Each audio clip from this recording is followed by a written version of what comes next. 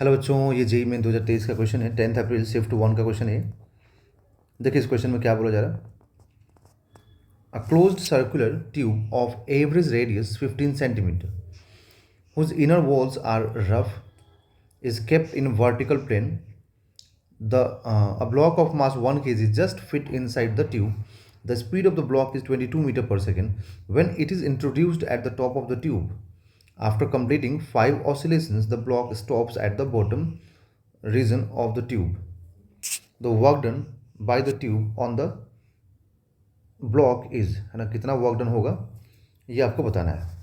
ठीक है, the tube कितना वर्क करेगा जिसकी वजह से रुक जाएगा। समझ में आया? मतलब यहाँ से यहाँ तक का जो रेडियस है ना पूरा, वो कितना है? 15 सेंटीमीटर। ओके, तो ये टॉप सरफेस हो गया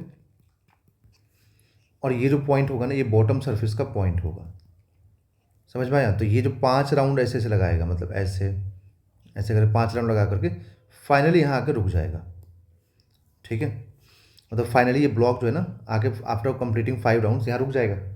ठीक, तो हम लोग जस्ट इनिशियल और फाइनल देखेंगे। इनिशियल और फाइनल देखेंगे भाई कितना डिस्प्लेसमेंट कवर किया।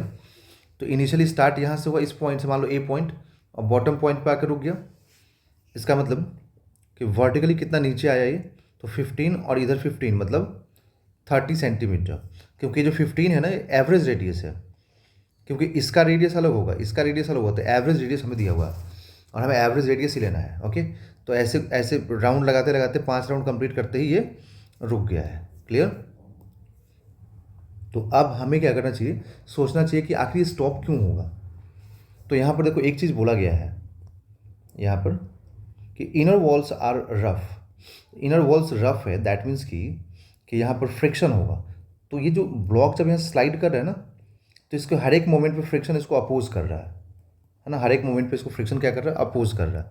तो ड्यू टू अपोजिंग फोर्स धीरे धीरे क्या होगा, इसका स्पीड कम होते होते होते 5 राउंड्स के बाद इसका स्पीड फाइनली 0 हो जाएगा। ठीक है, तो यहाँ पर हमें क्या करना चाहिए कि यहाँ पर जो ये जो वॉल्स हैं, ये जो ट्यूब है, ये ट्यूब इसको रोकने में हेल्प कर रहा है।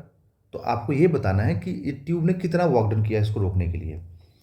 तो यहाँ पर देखो कौन कौन से फोर्सेज काम करेंगे। एक तो ग्रेविटी काम करेगा, क्योंकि ग्रेविटी जैसे इसको 22 का स्पीड दोगे ना तो नीचे आना शुरू कर देगा बिकॉज ऑफ ग्रेविटी भी।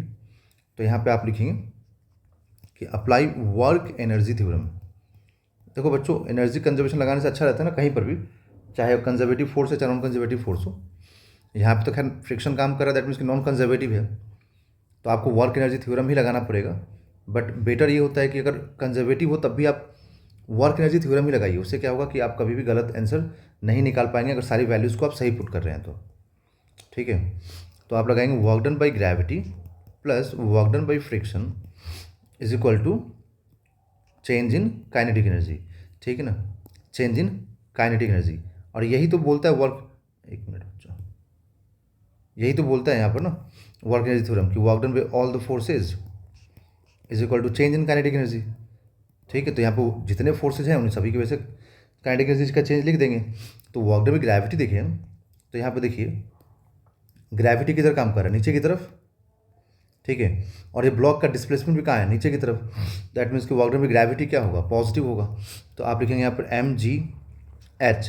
तो h कितना है? 30 सेंटीमीटर, क्योंकि 15 सेंटीमीटर का रेडियस है तो 15 ऊपर 15 नीचे, तो यहाँ पर डायमीटर के बराबर ट्रैवल करेगा। Plus work done by friction is equal to change in kinetic energy में फाइनल माइनस इनिशियल। तो फाइनल काइनेटिक एनर्जी क्या है? 0, और इनिशियल क्या है? Half mv²। तो यहाँ पर लिखेंगे आप m मतलब 1 kg, तो 1 kg इंटू जी का वैल्यू 10 इंटू एच का वैल्यू 30 सेंटीमीटर, तो 30 सेंटीमीटर को मीटर में कन्वर्ट कर दीजिए।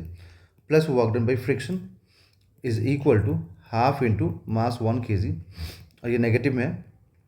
ओके, क्योंकि फाइनल 0 है ना, तो इनिशियल यहाँ पर, और ये 22 है इनिशियल वेलोसिटी, तो उसका स्क्वायरिंग कर देंगे। तो अब यहाँ से देखिए ये 2 0 कैंसिल हो गया, तो 3, और यहाँ पे वर्क डन बाई फ्रिक्शन यहाँ से आएगा माइनस, और 22 का स्क्वायर कितना हो जाएगा? तो 22 का स्क्वायर आई थिंक 484 ऐसे कुछ आना चाहिए, देख लेते हैं एक बार। तो ये 484 आएगा, तो 484/2, तो यहाँ से कैंसिल करके आएगा 2 4 2 नेगेटिव में। ठीक है, तो इसका मतलब वर्क डन बाई फ्रिक्शन आप क्या लिखेंगे, तो -242 माइनस 3 उधर आकर माइनस में हो जाएगा ना, तो वर्क डन बाई फ्रिक्शन जो आएगा बच्चों यहाँ पर वो आ जाएगा -245 जूल, -245 जूल। मतलब यहाँ पे जो फ्रिक्शन की वजह से ना वर्क डन होगा वो 245 होगा। अब नेगेटिव साइन क्यों आएगा तो बता देता हूँ, क्योंकि फ्रिक्शन जो है ना वो डिसिपेटिंग फोर्स होता है, मतलब एनर्जी को डिसिपेट करता है। दैट मीन्स कि ये हुआ कि फ्रिक्शन और डिस्प्लेसमेंट एक दूसरे का अपोजिट होता है। अगर देखेंगे आप तो अगर इस मोमेंट पे भी देखेंगे ना, तो इस मोमेंट पे देखिए, इस मोमेंट पे फ्रिक्शन कहाँ होगा, इधर की तरफ होगा, और डिस्प्लेसमेंट का डायरेक्शन कहाँ होगा, इधर होगा। तो एंगल क्या बनेगा 180, इसलिए नेगेटिव आ रहा है। समझ में आ गया ना। तो वैसे अगर आप लिखेंगे तो इसका मैग्नीट्यूड लिखेंगे आप यहाँ पर कि वर्क डन बाई ट्यूब, क्योंकि देखो जो फ्रिक्शन है ना, ये फ्रिक्शन की वजह से जो वर्क डन आया है, एक्चुअली में फ्रिक्शन कौन दे रहा है, तो ये फ्रिक्शन दे रहा है ट्यूब। तो इसका मतलब कि जो ट्यूब ने वर्क डन किया है, ठीक है, वो कितना हो जाएगा 245 जूल।